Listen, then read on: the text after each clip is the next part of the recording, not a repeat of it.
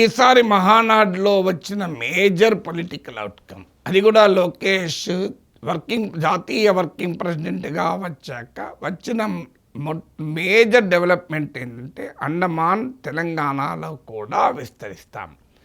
తెలంగాణలో TDP reentry దాంతో ఏమవుతుంది అనేదాన్ని నేను వివరంగా మాట్లాడాను. నిన్ననే చాలా వేల మంది చూశారు కనుక చూడని వాళ్ళు ఉంటే చూడండి. కానీ ఈ వీడియోలో అడ్రస్ చేసే క్వశ్చన్ ఏంటంటే, what does it infer for BJP? ఎందుకంటే టీడీపీకి తెలంగాణలో స్టేక్స్ లేవు, జనసేనకు పెద్దగా స్టేక్స్ లేవని లాస్ట్ అసెంబ్లీ ఎన్నికల్లో తేలిపోయింది. ఇక ఉన్నదల్లా మీకు ఎన్డీఏలో బీజేపీకి మాత్రమే తెలంగాణలో స్టేక్స్ ఉన్నాయి. అందులో రాబోయే జిహెచ్ఎంసీ ఎన్నికల్లో మరింత ముఖ్యం బీజేపీకి. తెలంగాణ రాష్ట్రంలో బీఆర్ఎస్ కాదు, తామే ప్రత్యామ్నాయమని చెప్పుకోవటానికి కీలకం.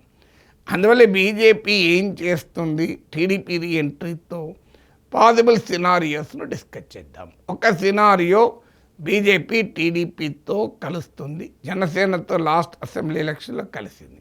అసలు ఇది జరగాలంటే తెలంగాణ రాష్ట్ర బీజేపీలోనే తీవ్ర ప్రతిఘటన ఉంటుంది, చాలా సీరియస్ రెసిస్టెన్స్ ఉంటుంది.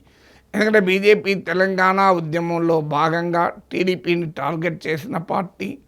కానీ చివరకు 2014లో బీజేపీ టీడీపీతో పొత్తు పెట్టుకుంటే టీడీపీ లాభపడింది తప్ప బీజేపీ లాభపడలే.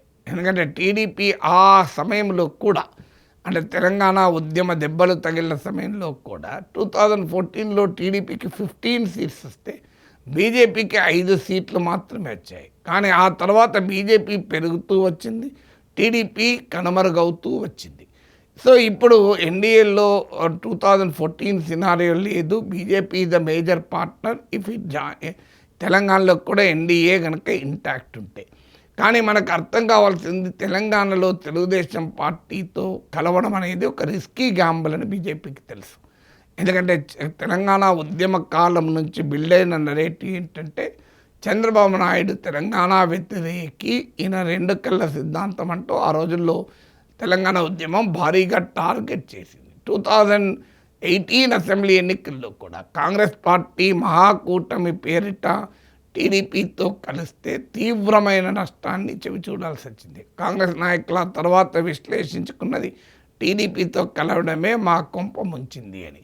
ఎందుకంటే టీడీపీతో కలిసి చంద్రబాబు నాయుడు ఎన్నికల ప్రచారంలో ముందుండడంతో బీఆర్ఎస్ పెద్ద ఎత్తున తెలంగాణ సెంటిమెంట్ను రగిలించింది. అందువల్ల ఇప్పుడు టీడీపీతో కలిస్తే, చంద్రబాబు నాయుడు నాయకత్వంలో టీడీపీతో కలిస్తే ఏమవుతుందన్న భయం బీజేపీ వర్గాల్లో ఉంది. ఆల్రెడీ మీకు ఇటీవల మున్సిపల్ ఎన్నికల్లో బీజేపీ రాష్ట్ర స్థాయి అగ్రనేతలు పవన్ కళ్యాణ్ కలిసి తమ రాష్ట్రంలో ప్రచారం చేయమని, తెలంగాణలో ప్రచారం చేయమని అడిగారు. అడిగిన తర్వాత పార్టీలోనూ బయట చాలా కామెంటరీ వచ్చాక బీజేపీ పవన్ కళ్యాణ్ ఇన్వైట్ చేయడమే మానేసింది. సో ఇక చంద్రబాబు నాయుడును లోకేష్ అయితే మున్సిపల్ ఎన్నికల్లో క్యాంపెయిన్కు బీజేపీ వాడుకోలేదు, ఉపయోగించుకోలేదు కూడా. లోకేష్ బీహార్కి వెళ్ళి క్యాంపెయిన్ చేశారు, చంద్రబాబు తమిళనాడుకి వెళ్ళి క్యాంపెయిన్ చేశారు. కానీ పక్కనే ఉన్న తెలంగాణలో మాత్రం ఈ ఇద్దరు నాయకులు బీజేపీకి క్యాంపెయిన్ చేయలే. దీన్ని బట్టి అర్థమవుతుంది టీడీపీతో కలవడంలో బీజేపీకి ఉండే ఎజిటేషన్ ఏంటి అని. సో అందువల్ల బీజేపీ టీడీపీతో కలిస్తే అరిథమెటిక్ అడ్వాంటేజ్ తప్పనిసరిగా ఉంటుంది. ముఖ్యంగా హైదరాబాద్ లాంటి ఇప్పుడు బహుశా జిహెచ్ఎంసీ ఎన్నికల్ని ప్రయోగాత్మకంగా టీడీపీతో కలిస్తే ఏమవుతుంది అని ఒక ప్రయత్నం చేయొచ్చు. ఎందుకంటే 2018లో చంద్రబాబు నాయుడు అదే ప్రయత్నం చేశారు. కాంగ్రెస్తో కలిస్తే ఏమవుతుందో, ముందు తెలంగాణలో తమకు స్టేక్స్ లేవు కనుక, ఓడినా అయ్యేదేమీ లేదు కనుక అక్కడ తెలంగాణలో ప్రయోగం చేశారు. ఆంధ్రలో దాని జోలికే పోలే. తెలంగాణలో కనుక మహాకూటమి సక్సెస్ అయి ఉంటే ఖచ్చితంగా ఆంధ్రప్రదేశ్లో టీడీపీ కాంగ్రెస్తో కలిసేది.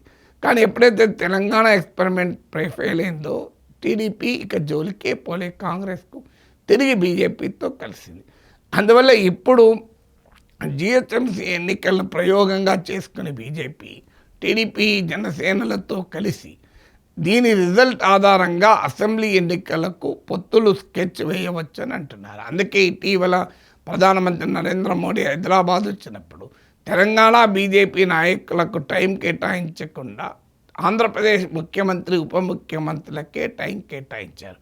సో ఈ జిహెచ్ఎంసీ ఎన్నికల్ని నేపథ్యంలోనే మహానాడులో లోకేష్ తాను బాధ్యత తీసుకుంటున్నట్లు, తెలంగాణలో పార్టీకి పూర్వవైభవం తేనున్నట్లు ప్రకటన వచ్చి ఉండవచ్చని అంటున్నారు. అంటే టీడీపీని గెలిపించడం కన్నా బీజేపీకి ఉపయోగపడడం అనేది ఇమీడియట్ లక్ష్యంగా మారుతుంది. ప్రాసెస్లో టీడీపీకి కూడా లాభం అవుతుంది, కాదని కాదు.